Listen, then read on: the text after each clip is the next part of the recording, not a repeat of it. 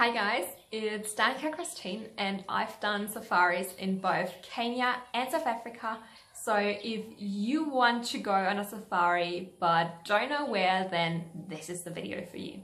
I'm gonna be comparing safaris in those two countries using several criteria that will help you make your own decision.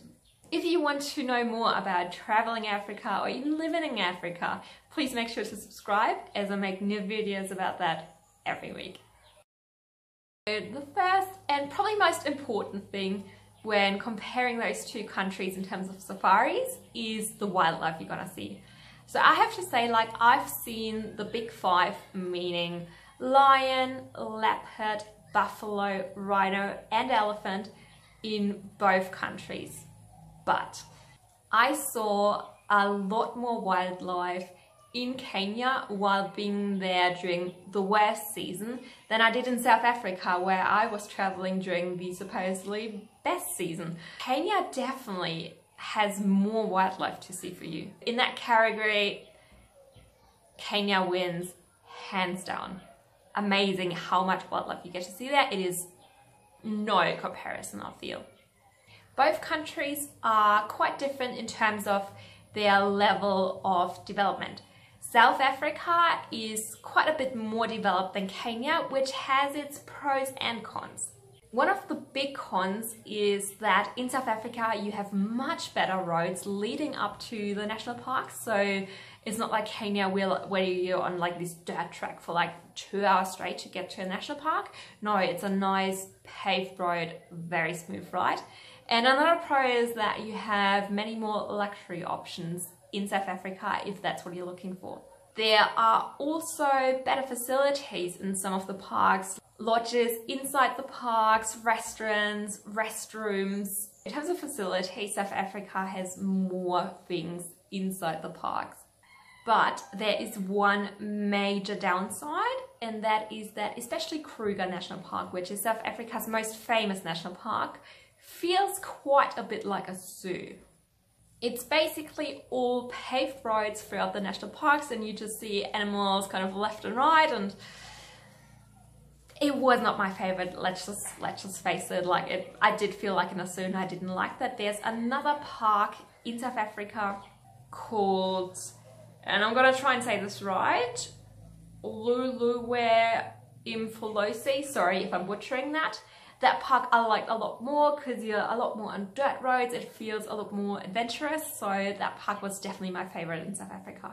Next up is natural beauty. So in Kenya, Masai Mara National Park is absolutely stunning. And alongside the lakes like Lake Nakuru, Lake Naivasha, you can do amazingly beautiful game drives, you know, alongside the Blue Lake, which is so stunning. And then, of course, there's Amboseli National Park with views of Kilimanjaro. In South Africa, I have to say I didn't find the parks particularly attractive, like especially Kruger Park I found downright ugly, to be honest. Like, I didn't find it like naturally beautiful, unfortunately. Yeah, in terms of natural beauty, I think Kenya again wins, hands down.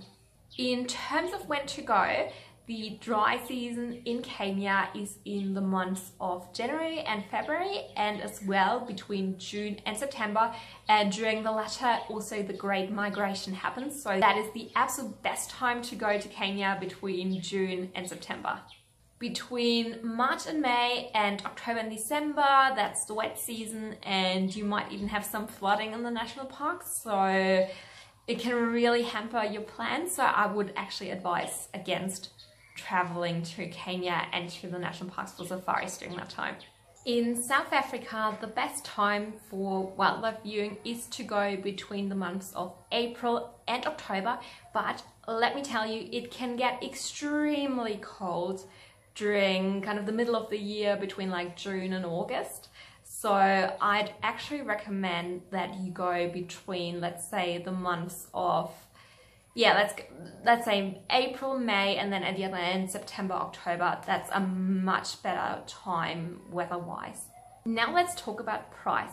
So in terms of cost, it will be very much comparable. Like, we paid $800 per person for a 7-day safari in Kenya, and it will be somewhere around that figure when you do a safari in South Africa as well. However, keep in mind, if you do 7 days in South Africa, those 7 days will likely not only be safari, which leads us to our next point. What can you do in those countries besides safari? In Kenya, I have to say there is not all that much. You can go and climb Mount Kenya. You can maybe spend a couple of days in Nairobi, although it's not that great. Or you could go to the beach, but in the beach areas, I think there's always kind of security issues, so maybe not ideal. But in complete contrast to that, there is so much to do in South Africa. I used to live in Cape Town and I really, really love Cape Town. It is such a beautiful city. You can spend a few days there exploring. You can go and see the Cape of Good Hope, which is an amazing day trip from Cape Town. It is just absolutely stunning. You can also travel down the garden route, go to some national parks there. You can go and do some wine tasting. There's places where you can go hiking, so there is a lot you can do in South Africa besides safari.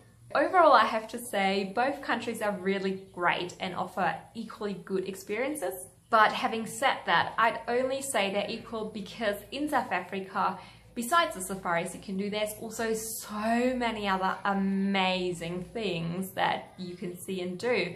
So when we just compare the safaris and just leave all the other things out, then I really have to say Kenya, for sure. In Kenya, you can see more wildlife and you'll have a more authentic, less zoo-like experience. The parks are way more beautiful and you might even get to see Mount Kilimanjaro. I did film while doing my safaris in Kenya, so if you're interested in seeing what the scenery is like and what kind of wildlife we saw, I'll leave a link to the videos up here and down below so that you can go and check them out. Please let me know in the comments if you have any other questions comparing those two countries or safaris in those two countries, or just anything you'd like to know that I haven't covered in this video. Please just ask me in the comments. Don't forget to give this video a like and subscribe, and I'll see you in my next video.